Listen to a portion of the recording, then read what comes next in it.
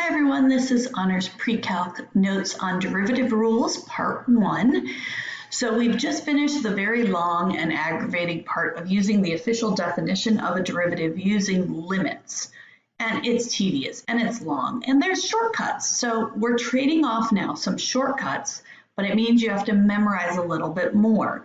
Having these out as a list in the beginning can help some, but ultimately you need to internalize most of these and memorize most of these. Okay, so these are all going to be shortcuts to save us from having to do that limit type of problem. Okay, all right, so our first one is called the power rule. I love this rule. Anything named after me is one of my favorite things. Okay, so power rule.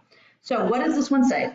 So this one says that anytime there's a power on x, you can take its derivative by moving the n to the front, and if there's anything else in front, you multiply what was already there by that power, and then we're going to lower the power by 1.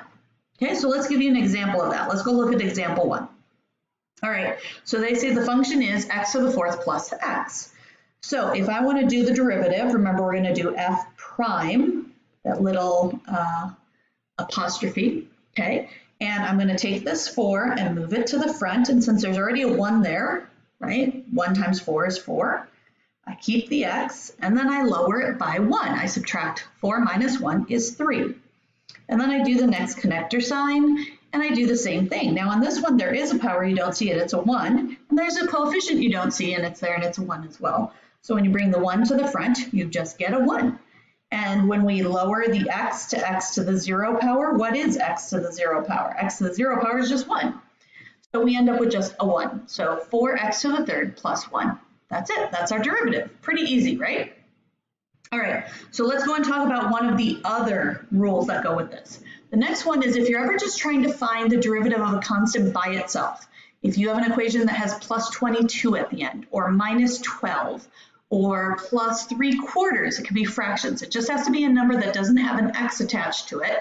And when we say a number by itself, we mean like a term, like it's between the other stuff with a plus or a minus.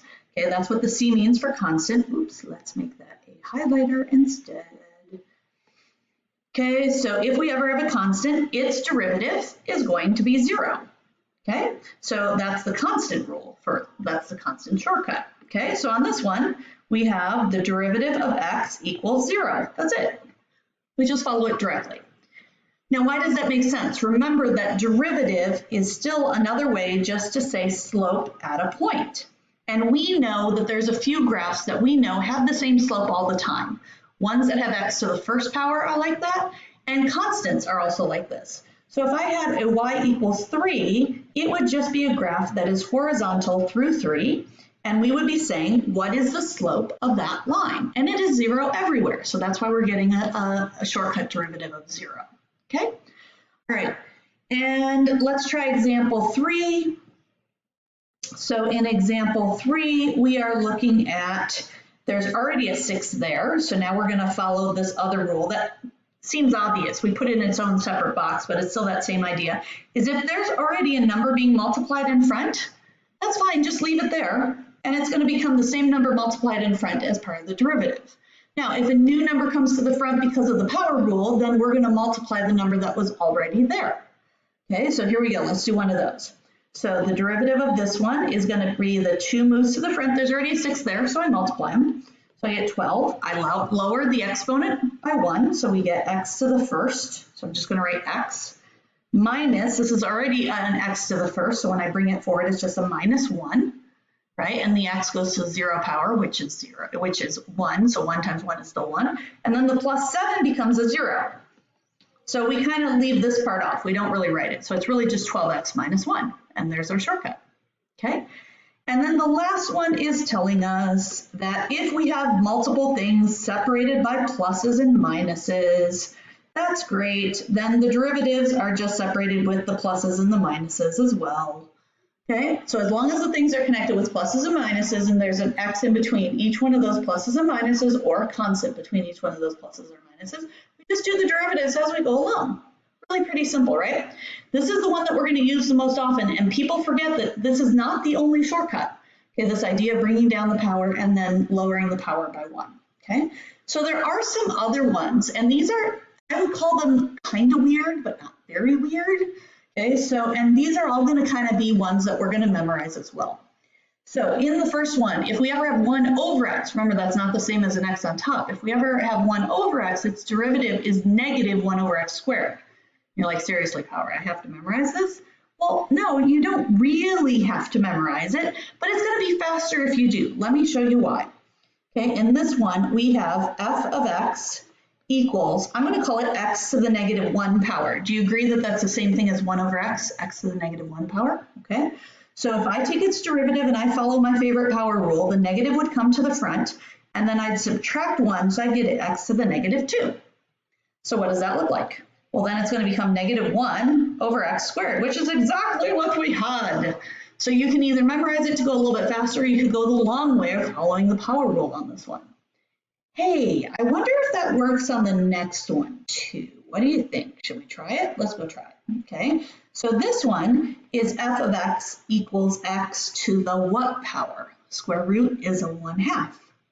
So let's follow the rule for the derivative. Move the 1/2 to the front, lower it by 1. Uh-oh, it's already a positive 1/2. If I take away a 1, it's going to be a negative 1/2.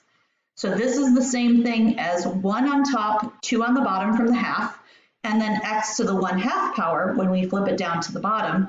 That is the same thing as 1 over 2 to the square root of x. It's right there. Okay, now look, it took me 4 steps to get there. It's way easier if you just remember whenever I see a square root of x, its derivative is always 1 over the square root of x with a 2 in front of the square root. If I'm ever doing 1 over x, I can go through the long way, but it's going to take me 3 steps. Or I could just say it's always going to be the opposite sign, and it's going to be 1 over x raised to 1 more power, x squared. Okay, all right, so here are some other ones that are just simply weird. There is no other way to work around them, and we really don't want to use the old-fashioned one of using limits to find the derivatives of these. Okay, so the first one is whenever you have the natural log of x, its derivative is going to be 1 over x. Okay, we just memorized that. Same thing with this one trig function. We're going to have an entire unit on all the trig functions and their derivatives, but for now, this one is fairly easy to remember that the derivative of sine is cosine.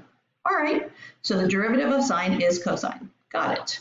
All right, and then our last one, my favorite derivative ever. The derivative of e to the x is e to the x. Isn't that cool? It's a derivative of itself. It's like my favorite one ever. Okay, so e to the x is e to the x. Okay, so now these are 5 more we're asking you to memorize along with the general patterns. Okay, so we're going to go and practice these and see, and again, when you're doing homework, you want to try to kind of like cover all of this up and not look at it and see if you can do it without looking, and then if you need to, you can go back and double check it. Okay, but if we're trying to memorize, the more you can practice ahead of time, the better that is. Okay, so I'm going to go back to orange. We're going to do the derivative of this one is, bring the 3 to the front, we get 21x squared, and then this one is supposed to be minus 1 over x squared. There we go, that's done. Okay, ooh, okay, next one. So next one has a sign in it, so I'm going to turn it to green. So I know this one has a constant in front, it's just going to be a minus 5 in front, and it's just going to be a cosine of x. Okay, that's easy enough, but what the heck is this negative thing? Well, okay, again, it's going to follow the power rule. It's still an x to the power, right? So I'm going to bring the negative 4 to the front. I'm going to lower, which means subtract by 1. So it's going to end up being an x to the negative 5th power. Cool, and if I want to make it look all fancy, I would call that negative 4 over x to the 5th minus 5 cosine of x. Okay, all right, next one. This one has my favorite e in it. So here we go. The derivative of this one is constant 7. It's an e to the x, so I know its derivative is the same exact thing. And then the derivative of ln of x, I have memorized it's 1 over x. Okay. All right, so for number 7, again, I could either rewrite that x as to the 1/2 power, or I'm just going to follow the memorized rule that is in red. So I'm going to say that the derivative of this is x as a constant. We're going to do a 2 square root of x down there, and we're done with the derivative of square root of x. And again, this one I'm going to move to the front, so it's going to become plus 6 times 2 is 12. Lower the exponent by 1. We'll make it go to the left even more, so x to the negative 7. Okay, and again, if I want to make these look like they are all positive x's, it would look like this. with, I guess, a 4 over square root of x simplified. Hooray! Okay. All right. So we're going to practice some more of these. And then we're going to apply what we know. So not only are we going to just do these super fast and make sure you're okay. Whoa, there's new notation on this one. Did you see this? Okay, so let's do the first one. So I bring the 3 to the front, I get 18x squared, lower the power by 1. Next one, bring a 2 to the front, I get minus 10x, lower the power by 1, it's just x to the first. This one, there's a 1, bring it to the front, it's just 7. By the way, if an equation just had a 7x in it, the slope is 7 all the time, right? So derivative of slope, it's just 7 all the time, and a constant just goes away, so I don't even worry about that one. What the heck is this double apostrophe mark? Well, this is a second derivative. It just means take the derivative of your first derivative. So just keep going. Okay, so I put the 2 in front, I get 36x minus 10, and then the 7 goes away. Look, you can even do a third derivative. So now I bring the x to the front, I just get 36. What happens if I do a fourth derivative? Well, then it's just a constant and becomes 0. So any polynomial, if you take its derivative enough times, you should end up at 0 if it's a polynomial, right? So this was a third power was my degree, right? And it took us 4 derivatives to get down to 0, right? Let's try that again, okay? So let's take a look at this one. This one has a mix of everything, so it's not really a polynomial. I'm not going to get down to 0 on these. So move the negative 2 to the front, lower it by 1, it becomes a negative 3. Bring the 4 to the front, lower it by 1, it becomes x to the third. 3/4 x, x to the first is just going to be a 3/4. Then my favorite, minus 2e to the x. Why? Because the derivative of e to the x is e to the x, and it's got a constant in front. And then plus 1 over x. Cool. All right, let's go do second derivative. So second derivative, move the negative 3 to the front, I get positive 6, x to the negative 4th power, plus 120x squared. Now the 3/4 goes away. This is still minus 2e to the x. Isn't that funny? It's still the same exact thing. And then this one, do you remember what it was without going back and looking? It's minus 1 over x squared. Okay. All right, we're going to keep going. Third derivative, bring the negative 4 to the front, negative 24x to the negative 5th. Are you noticing that the first term is never going to go away? It's not going towards 0. The power keeps going more and more negative, right? The next one is going to be 2 to the front, so that's going to be 240 with an x, minus my favorite 2e to the x. Uh-oh, now what do I do with this one? So let's move this one to the top and talk about this one. So this one really is minus x to the negative 2 power. Right? It was x positive 2 on the bottom. It's going to become negative 2 on the top. So I follow the same thing here, and I get plus 2x to the negative 3rd power. Okay, so just rewriting it first as that, and then I take its derivative. So a negative 2 times the negative sign becomes a positive 2, and then we lower the power by 1. And we can do a fourth derivative as well. So a 5 times 24 would be 120, I think. X to the negative 6 plus 240 minus 2e to the x. And now this one is going to have the negative 3 come in front, so we're going to get negative 6x to the negative 4th. So notice that we would prefer to do derivatives when the powers of x are always just a power of x. We would much rather do that than just do 1 over x, especially if we're going to do it a bunch of times, okay? All right, so next ones. What questions could we ask you where you have to use derivative? Well, it's the same idea as what we'd ask you when we asked you to find slopes of stuff. Okay, so this one says find the x's at which the derivative is equal to 0. So they're telling me exactly what to do. They are telling me go set the derivative equal to 0.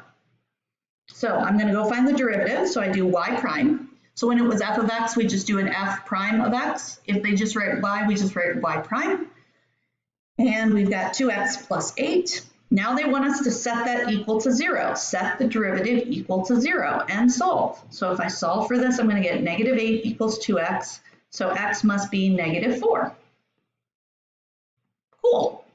Okay, let's go try that again. Same directions. So this one I'm going to take its derivative first, 3x squared minus 6x minus 24. Okay, we're going to set this one equal to 0. 0 equals 3x squared minus 6x. Oh no, I might have to factor this one.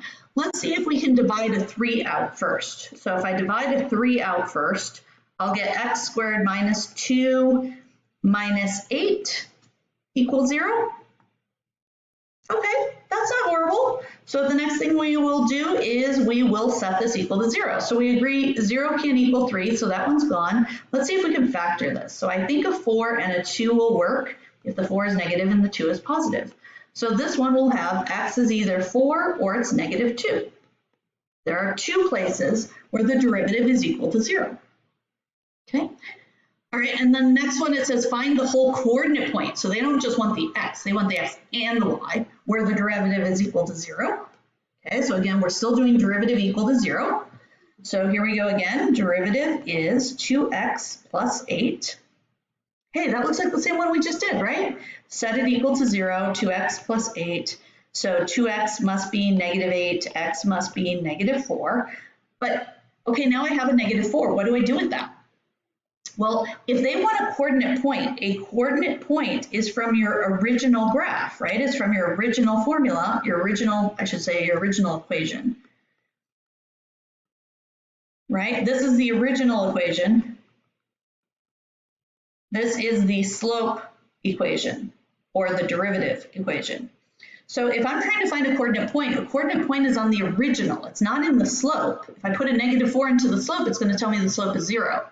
So I want to put that negative 4 back into the original one. So I'm going to do y equals negative 4 squared plus 8 times negative 4 minus 12. So the y is going to be 16 minus 32 minus 12.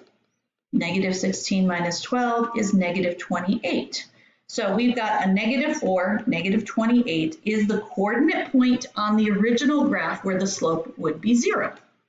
Cool. All right, let's do that one more time. All right, find the derivative first.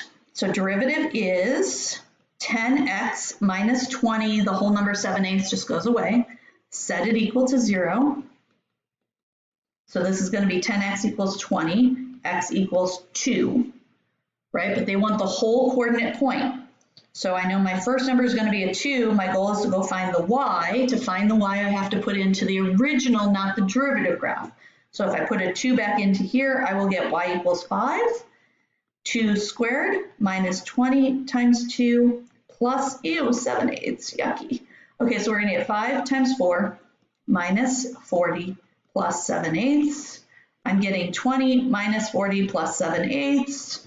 Negative 20 plus 7/8 is working its way towards negative 19. That would be negative 19 and 1/8 would be the coordinate point. Blah.